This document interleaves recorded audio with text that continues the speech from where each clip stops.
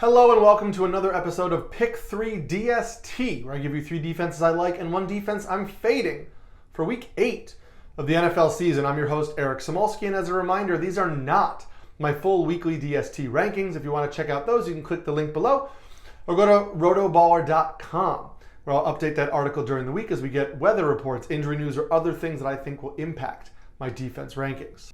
Let's start with the defense I'm fading for week 8. It's the Los Angeles Rams. Consensus has them up at 13th, but I have them 22nd on the week. I'm still not really sure why we think the Rams are a defense that we can believe in.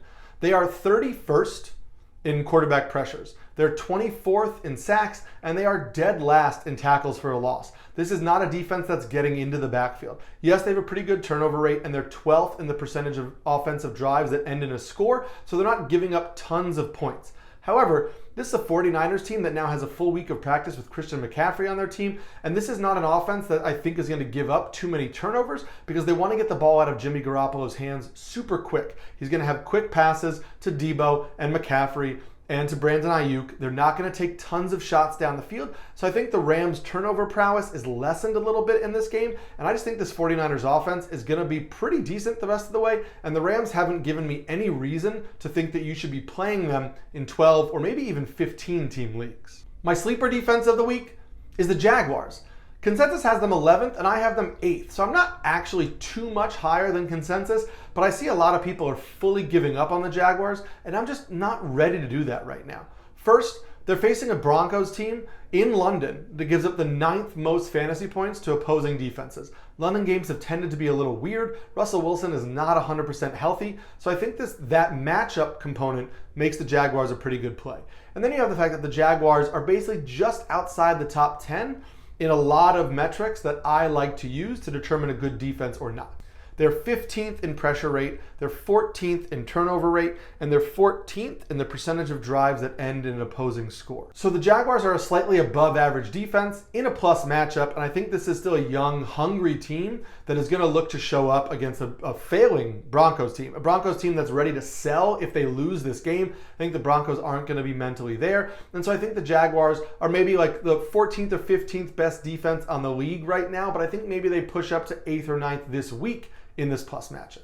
My solid defense for the week is the Indianapolis Colts. Consensus has them 7th, and I have them 6th, going up against a Washington team that gives up the 6th most fantasy points to opposing defenses. Taylor Heineke looked a little bit out of sorts against Green Bay. He was begging Green Bay to pick off passes that they weren't picking off. So I think that the Green Bay defense could have had an even bigger game last week, and I expect the Colts to capitalize on that. The Colts are 4th in tackles for a loss, they're 9th in the percentage of drives that end in an opponent's score, they're 10th in sacks, and they're 11th in pressure rate.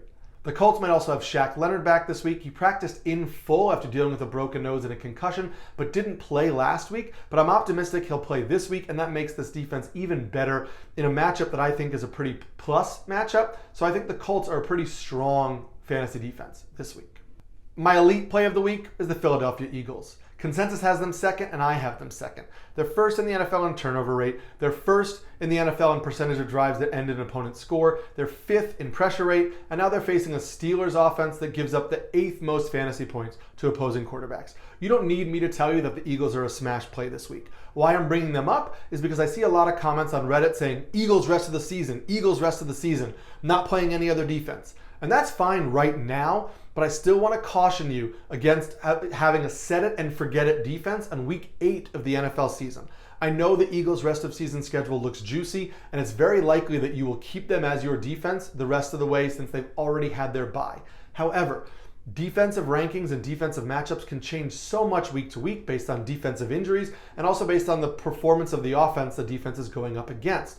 So yes, the Eagles look like a great rest of season option, but I want you to be thinking about defenses 2 or 3 weeks ahead of time, because we can't say, oh, I'm going to play the Eagles in week 14 and then turn a blind eye to all the other things that are happening with fantasy defenses. Another defense might emerge. There might be a better matchup in a given week, and you might want to put the Eagles on your bench because they're fine, but maybe they're not getting as many sacks as they were earlier in the season, and there's another matchup that looks a little bit more enticing.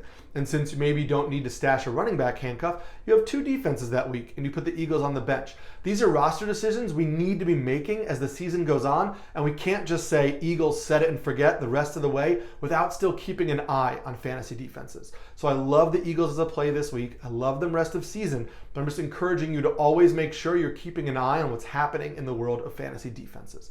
And for that, if you haven't yet, you can click like and subscribe to get Pick 3 DST every single week, as well as the rest of our RotoBaller videos, our start-sit videos, our rankings videos, our DFS videos, as we help you win money and your leagues this fantasy season.